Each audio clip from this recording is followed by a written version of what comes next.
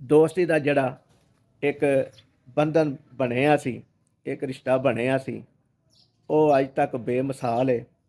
ਉਹਦੇ ਉੱਤੇ ਅੱਜ ਤੱਕ ਕਿਸੇ ਨੇ ਇਸ ਤਰ੍ਹਾਂ ਦੀ ਗੱਲਬਾਤ ਨਹੀਂ ਕੀਤੀ ਕਿ ਇਹਨਾਂ ਦੇ ਆਪਸ ਵਿੱਚ, ਜਿਨ੍ਹਾਂ ਨੂੰ ਅਸੀਂ ਚੱਚਾ ਕਹਿੰਦੇ, ਆਪਣੇ ਵਾਲਦ ਸਾਹਿਬ ਦੀ ਦੋਸਤੀ ਦੀ ਵਜ੍ਹਾ ਤੋਂ, ਭਰਾ ਗਿੱਟੀ ਦੀ ਵਜ੍ਹਾ ਤੋਂ, ਭਾਈ ਬੰਦੀ ਦੀ ਵਜ੍ਹਾ ਤੋਂ ਉਹਨਾਂ ਦਾ ਨਾਂ ਹੈ। ਮੁਹੱਬਤ ਕੀਤੀ, ਮੁਹੱਬਤ ਨਾਲ ਬੈਠੇ ਉੱਠੇ, ਔਰ ਜ਼ਿੰਦਗੀ ਦੇ ਵਿੱਚ ਜਿਹੜੇ ਜਿਹੜੇ ਅੱਛੇ ਕੰਮ ਕੀਤੇ ਉਹ ਵੀ ਤੁਹਾਡੇ ਨਾਲ ਸ਼ੇਅਰ ਕਰਾਂਗੇ। ਬਿਸਮਿल्लाहिर्रहमानिर्रहीम। ਦੋਸਤੋ अस्सलाम वालेकुम। ਅੱਲਾਹ ਤਾਲਾ ਤੁਹਾਨੂੰ ਸਾਰਿਆਂ ਨੂੰ ਸਿਹਤ ਤੇ ਤੰਦਰੁਸਤੀ ਵਾਲੀ ਲੰਬੀ ਜ਼ਿੰਦਗੀ ਦੇਵੇ। ਆਮੀਨ ਸੁਮਾ ਆਮੀਨ। ਅੱਲਾਹ ਤਾਲਾ ਤੁਹਾਡੀਆਂ ਜ਼ਿੰਦਗੀਆਂ ਦੇ ਵਿੱਚ ਖੁਸ਼ੀਆਂ ਭਰ ਦੇਵੇ। ਆਮੀਨ ਸੁਮਾ ਆਮੀਨ।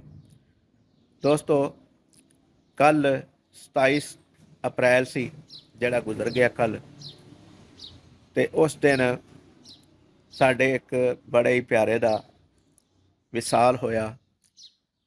ਉਹਨਾਂ ਦਾ ਜਨਾਜ਼ਾ ਪੜ੍ਹਿਆ। ਜਨਾਜ਼ਾ ਪੜ੍ਹਨ ਤੋਂ ਬਾਅਦ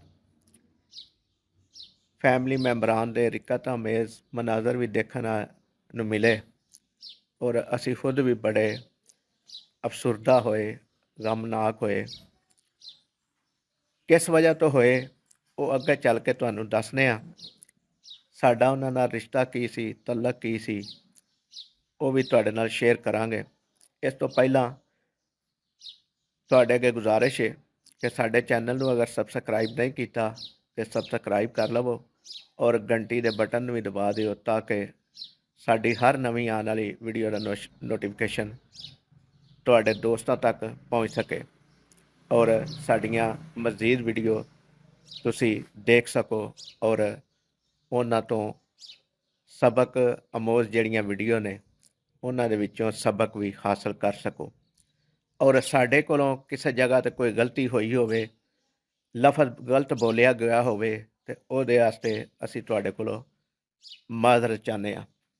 ਦੋਸਤੋ, ਮੈਂ ਜਿਸ ਤਰ੍ਹਾਂ ਸ਼ੁਰੂ ਵਿੱਚ ਜ਼ਿਕਰ ਕੀਤਾ ਕਿ ਕੱਲ ਇੱਕ ਜਨਾਜ਼ਾ ਹੋਇਆ, ਇੱਕ ਤਲਕ ਵਾਲੇ, ਇੱਕ ਪਿਆਰ ਵਾਲੇ, ਇੱਕ ਮੁਹੱਬਤ ਵਾਲੇ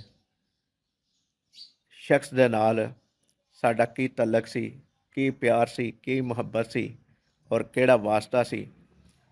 ਸਾਡੇ ਵਾਲਿਦ ਸਾਹਿਬ 27 ਅਪ੍ਰੈਲ 2008 ਦੇ ਵਿੱਚ ਵਿਸਾਲ ਕਰ ਗਏ ਸਨ, ਔਰ ਉਹਨਾਂ ਨੂੰ ਵਿਸਾਲ ਕੀਤਿਆਂ ਦੁਨੀਆ ਤੋਂ ਰੁਖਸਤ ਹੋਇਆਂ 16 ਸਾਲ ਦਾ ਅਰਸਾ ਗੁਜ਼ਰ ਗਿਆ। ਸਾਡੇ ਜਿਹੜੇ ਵੀ ਕੋਈ ਮਾਮਲਾਤ ਹੁੰਦੇ ਸਨ, ਜ਼ਾਤੀ ਤੌਰ 'ਤੇ ਮਸ਼ਵਰੇ ਦੇ ਮੁਤਲਕ, ਜਾਂ ਵੈਸੇ ਕੋਈ ਘਰੇਲੂ ਮਸ਼ਵਰਾ ਕਰਨਾ ਹੋਵੇ, ਤੇ ਅਸੀਂ ਇਹਨਾਂ ਨਾਲ ਕਰਦੇ ਹੁੰਦੇ ਸਾਂ ਜਿਨ੍ਹਾਂ ਦਾ ਮੈਂ ਤੁਹਾਡੇ ਨਾਲ ਜ਼ਿਕਰ ਕਰਨ ਲੱਗਾ। ਇਹਨਾਂ ਨਾਲ ਅਸੀਂ ਹਰ ਦਿਲ ਦੀ ਗੱਲ ਕਰ ਲੈਂਦੇ ਸਾਂ, ਔਰ ਸਾਨੂੰ ਜਿਹੜੀ ਇਹਨਾਂ ਕੋਲ ਸ਼ਫਕਤ ਮਿਲਦੀ ਸੀ ਉਹ ਇਸ ਤਰ੍ਹਾਂ ਹੀ ਮਿਲਦੀ ਸੀ ਕਿ ਜਿਸ ਤਰ੍ਹਾਂ ਅਸੀਂ ਆਪਣੇ ਵਾਲਦ ਸਾਹਿਬ ਕੋਲੋਂ ਚਾਹੁੰਦੇ ਸਾਂ, ਜਾਂ ਆਪਣੇ ਵਾਲਦ ਸਾਹਿਬ ਕੋਲ ਸਾਨੂੰ ਮਿਲਦੀ ਹੁੰਦੀ ਸੀ। ਇਸ ਲਈ ਕਿ ਇਹ ਸਾਡੇ ਵਾਲਦ ਸਾਹਿਬ ਦੇ ਬੜੇ ਹੀ ਪਿਆਰ ਵਾਲੇ ਦੋਸਤ ਸਨ, ਬੜੀ ਮੁਹੱਬਤ ਵਾਲੇ ਦੋਸਤ ਸਨ। ਸਾਡੇ ਵਾਲਦ ਸਾਹਿਬ ਦੀ ਜ਼ਿੰਦਗੀ ਇਹਨਾਂ ਦੇ ਨਾਲ ਇਸ ਤਰ੍ਹਾਂ ਹੀ ਗੁਜ਼ਰੀ ਹੈ ਕਿ ਜਿਸ ਤਰ੍ਹਾਂ ਇਹ ਦੋਨੋਂ ਆਪਸ ਵਿੱਚ ਸਕੇ ਭਾਈ ਸਨ, ਔਰ ਦੁਨੀਆ ਸਮਝਦੀ ਵੀ ਰਹੀ। ਇਹਨਾਂ ਦੋਨਾਂ ਦੋਸਤਾਂ ਦੇ ਰਿਸ਼ਤੇਦਾਰ ਵੀ ਇਹੀ ਸਮਝਦੇ ਸਨ ਕਿ ਸ਼ਾਇਦ ਇਹ ਸਕੇ ਭਾਈ ਨੇ, ਕਿਉਂਕਿ ਇਸ ਤਰ੍ਹਾਂ ਦਾ ਇਹਨਾਂ ਵਕਤ ਗੁਜ਼ਾਰਿਆ ਆਪਣੀ ਜ਼ਿੰਦਗੀ ਦੇ ਵਿੱਚ, ਔਰ ਐਡਾ ਖੂਬਸੂਰਤ ਵਕਤ ਗੁਜ਼ਾਰਿਆ ਕਿ ਅੱਜ ਵੀ ਲੋਕ ਅਗਰ ਕਿਸੇ ਜਗ੍ਹਾ 'ਤੇ ਮਿਸਾਲ ਦਿੰਦੇ ਨੇ ਤੇ ਉਹ ਇਹਨਾਂ ਦੋਵਾਂ ਦੀ ਦਿੰਦੇ ਨੇ ਕਿ ਇਹਨਾਂ ਨੇ ਐਡੀ ਅੱਛੀ ਜ਼ਿੰਦਗੀ ਗੁਜ਼ਾਰੀ, ਔਰ ਐਡਾ ਅੱਛਾ ਤਲਕ ਵੀ ਗੁਜ਼ਾਰਿਆ। ਹਰ ਖੁਸ਼ੀ ਗਮੀ ਦੇ ਵਿੱਚ ਇਕੱਠੇ ਰਹਿੰਦੇ ਸਨ। ਮਸ਼ਵਰਾ ਕੋਈ ਕਰਨਾ ਹੁੰਦਾ ਸੀ ਤੇ ਇਕੱਠੇ ਕਰਦੇ ਸਨ। ਕੋਈ ਕਾਰੋਬਾਰੀ ਮਸਲੇ ਦੇ ਉੱਤੇ ਡਿਸਕਸ ਕਰਨਾ ਹੁੰਦਾ ਸੀ ਤੇ ਇਕੱਠੇ ਬੈਠ ਕੇ ਕਰਦੇ ਸਨ। ਘਰੇਲੂ ਕੋਈ ਮਸਾਇਲ ਪੈਦਾ ਹੁੰਦੇ ਸਨ ਤੇ ਦੋਨੋਂ ਬੈਠ ਕੇ ਕਰਦੇ ਸਨ। ਤੀਸਰਾ ਕੋਈ ਬੰਦਾ ਨਹੀਂ ਸੀ ਹੁੰਦਾ। ਇਹਨਾਂ ਦੋਵਾਂ ਨੂੰ ਇੱਕ ਦੂਜੇ ਦੇ ਉੱਤੇ ਇਤਮਾਦ ਵੀ ਸੀ ਤੇ ਭਰੋਸਾ ਵੀ ਸੀ। ਮੈਂ ਜਿਨ੍ਹਾਂ ਦਾ ਜ਼ਿਕਰ ਕਰ ਰਿਹਾ ਉਹਨਾਂ ਨੂੰ ਅਸੀਂ ਚੱਚਾ ਕਹਿੰਦੇ ਸਾਂ, ਔਰ ਹੁਣ ਤੱਕ ਵੀ ਅਸੀਂ ਚੱਚਾ ਹੀ ਸਮਝਦੇ ਹਾਂ, ਔਰ ਸਮਝਦੇ ਰਵਾਂਗੇ।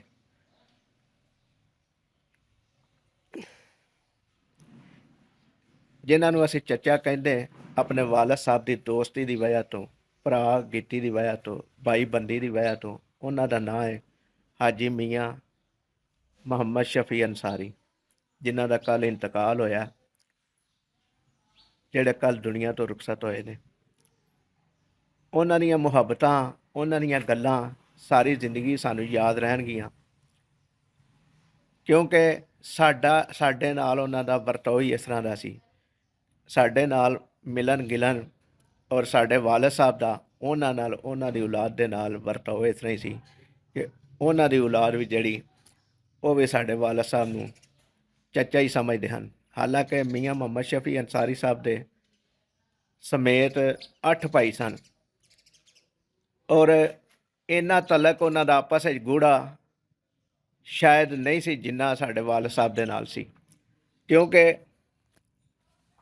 ਦੋਸਤੀ ਦਾ ਜਿਹੜਾ ਇੱਕ ਬੰਧਨ ਬਣਿਆ ਸੀ, ਇੱਕ ਰਿਸ਼ਤਾ ਬਣਿਆ ਸੀ, ਉਹ ਅੱਜ ਤੱਕ ਬੇਮਿਸਾਲ ਹੈ।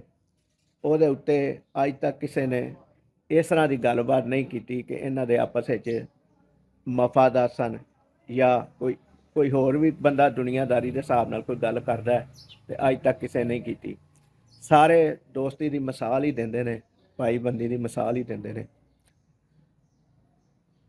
ਉਹਨਾਂ ਦੀਆਂ ਚੰਦ ਇੱਕ ਗੱਲਾਂ ਮੈਂ ਤੁਹਾਡੇ ਨਾਲ ਅਗਲੀ ਫੇਰ ਕਿਸੇ ਵੀਡੀਓ ਦੇ ਵਿੱਚ ਸ਼ੇਅਰ ਕਰਾਂਗਾ, ਕਿਉਂਕਿ ਹੁਣ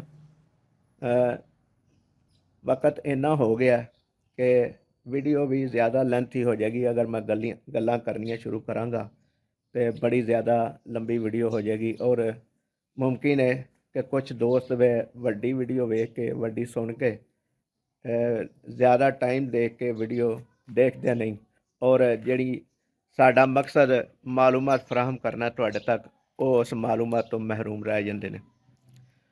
ਦੋਸਤੋ, ਇਹ ਸੀ ਥੋੜਾ ਸਾਰਾ ਤਾਰਫ ਆਪਣੇ ਬਜ਼ੁਰਗਾਂ ਦਾ, ਜਿਹੜਾ ਤੁਹਾਡੇ ਨਾਲ ਕਰਾਇਆ, ਤੁਹਾਡੇ ਅੱਗੇ ਸ਼ੇਅਰ ਕੀਤਾ ਹੈ, ਔਰ ਕੋਸ਼ਿਸ਼ ਕਰਾਂਗੇ ਕਿ ਮਜ਼ੀਦ ਵੀਡੀਓਜ਼ ਦੇ ਵਿੱਚ ਇਹਨਾਂ ਦੇ ਆਪਸ ਦੇ ਜਿਹੜੇ ਤਲਕਾਤ ਮਾਮਲਾਤ ਜਿਸ ਤਰ੍ਹਾਂ ਚੱਲਦੇ ਰਹੇ, ਜਾਂ ਜੋ ਜ਼ਿੰਦਗੀ ਦੇ ਵਿੱਚ ਇਹਨਾਂ ਕੀਤਾ, ਇੱਕ ਦੂਸਰੇ ਦੇ ਨਾਲ ਮੁਹੱਬਤ ਕੀਤੀ, ਮੁਹੱਬਤ ਨਾਲ ਬੈਠੇ ਉੱਠੇ, ਔਰ ਜ਼ਿੰਦਗੀ ਦੇ ਵਿੱਚ ਜਿਹੜੇ ਅੱਛੇ ਕੰਮ ਕੀਤੇ ਉਹ ਵੀ ਤੁਹਾਡੇ ਨਾਲ ਸ਼ੇਅਰ ਕਰਾਂਗੇ, ਕਿਉਂਕਿ ਇਸ ਵਕਤ ਕੋਈ ਸਮਝ ਨਹੀਂ ਆ ਰਹੀ ਕਿ ਤਾਰਫ ਤੋਂ ਇਲਾਵਾ ਮੈਂ ਤੁਹਾਡੇ ਨਾਲ ਗੱਲ ਕੀ ਸ਼ੇਅਰ ਕਰਾਂ। ਤੇ ਮੈਂ ਚਾਹੁੰਦਾ ਵਾਂ ਕਿ ਅੱਜ ਲਈ ਇੰਨਾ ਹੀ, ਅਗਲੀ ਫੇਰ ਕਿਸੇ ਵੀਡੀਓ ਦੇ ਵਿੱਚ ਮਜ਼ੀਦ ਉਹਨਾਂ ਦੀਆਂ ਗੱਲਾਂ ਤੁਹਾਡੇ ਨਾਲ ਸ਼ੇਅਰ ਕਰਾਂਗੇ। ਅੱਲਾਹ ਤਾਲਾ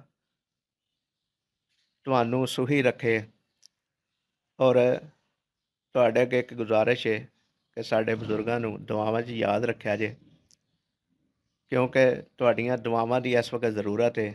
ਅਸੀਂ ਖੁਦ ਵੀ ਕਰਨੇ ਹਾਂ, ਔਰ ਤੁਹਾਡੇ ਅੱਗੇ ਵੀ ਗੁਜ਼ਾਰਿਸ਼ ਕੀਤੀ ਹੈ ਕਿ ਦੁਆਵਾਂ 'ਚ ਜ਼ਰੂਰ ਯਾਦ ਰੱਖਿਆ ਜੇ। ਅੱਲਾਹ ਤਾਲਾ ਸਾਡੇ ਬਜ਼ੁਰਗਾਂ ਦੀਆਂ ਆਖਰਤ ਦੀਆਂ ਮੰਜ਼ਲਾਂ ਆਸਾਨ ਕਰੇ, ਕਬਰਾਂ ਨੂੰ ਠੰਡਾ ਰੱਖੇ, ਰੋਸ਼ਨ ਰੱਖੇ, ਨਬੀ ਪਾਕ ਸੱਲੱਲਾਹੁ अलैहि वसल्लम ਦੀ ਸ਼ਫਾਅਤ ਨਸੀਬ ਫਰਮਾਏ।